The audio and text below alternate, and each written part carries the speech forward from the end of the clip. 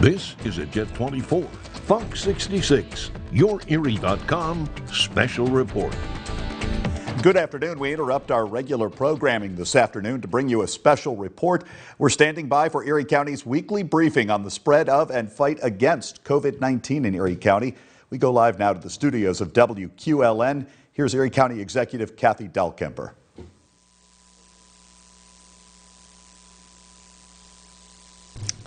Good afternoon, and thank you for joining me today as we talk about COVID-19 here in Erie County.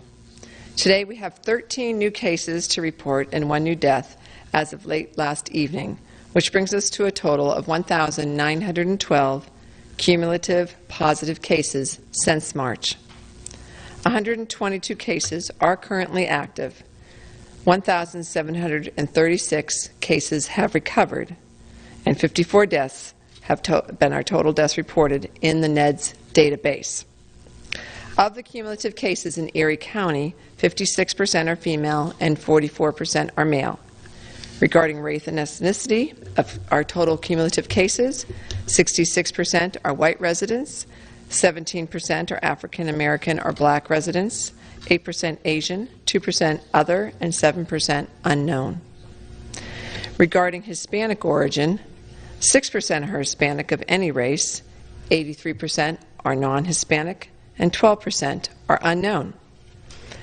And the breakdown of the total cases by age in the past 7 days is 3% ages 0 to 4, 2% ages 5 to 9, 11% ages 10 to 18, 11% ages 19 to 24, 44% ages 25 to 49, 16% ages 50 to 64, and 12% ages 65 and older. And the cumulative ages since the beginning in March you can find at eriecountypa.gov. Study after study has shown us the importance of the effectiveness of wearing a mask when away from your home and with others. And we now have so many choices when it comes to what mask to wear. Many of us, in fact, are getting quite a collection of different masks. A few tips I'd like to bring out today. Avoid masks that are made from materials that make it too hard to breathe, such as vinyl. Avoid a mask with a vent or valve, as that mask can allow those virus particles to escape and possibly infect the others around you if you are a carrier. Your cloth mask should be made up of 2 or more layers of material to help protect you and those that you come in contact with. A mask with a nose wire can be effective if you wear glasses in terms of helping to eliminate the fogging effect. And it's important to save the N95 and the surgical masks for our healthcare workers. Lastly, one of the biggest issues that I observe is that masks are being worn by too many people that are not over their nose. So your mask must completely cover both your mouth and your nose. And there shouldn't be any gaps on the side of your mask either. So please go to eriecountypa.gov to find out more about masks and how to wear them and what types. And again, everyone wearing your mask is so important as we go forward, especially as we move inside in these wetter and colder months ahead. And now I'd like to invite Melissa Lyon, the Director of the Erie County Department of Health, to share an update from the Department of Health. Melissa?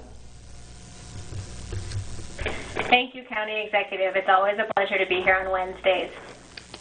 So there are a couple of topics that I want to go over. They will seem repeat to many people, but at the same time, hearing the message more than once begins to drive home the importance of the message and what we need to be doing as a community. So we know that all close contacts of a known positive are recommended to get a test. A close contact is someone within 6 feet of a known positive for 15 minutes or more, even if both people are wearing masks. We know, as you have explained, masks significantly lower the rate of transition from person to person. but this does not reduce the risk to zero. It's so important to self-isolate until test results are received. So if you are a known positive contact or a contact of a known positive, if you are required or asked to get a test, please remember it is so important to self-isolate until test results are received.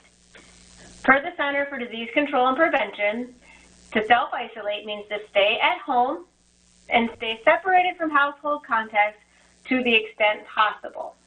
Use a separate bathroom and a separate bedroom to the extent possible. We know it's not always ideal and not all households are set up that way, but do your very best.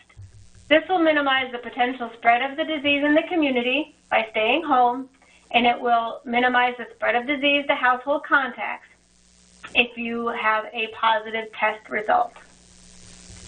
So the reason for testing close contacts is to quickly identify individuals who are asymptomatic, mildly symptomatic, or even pre-symptomatic.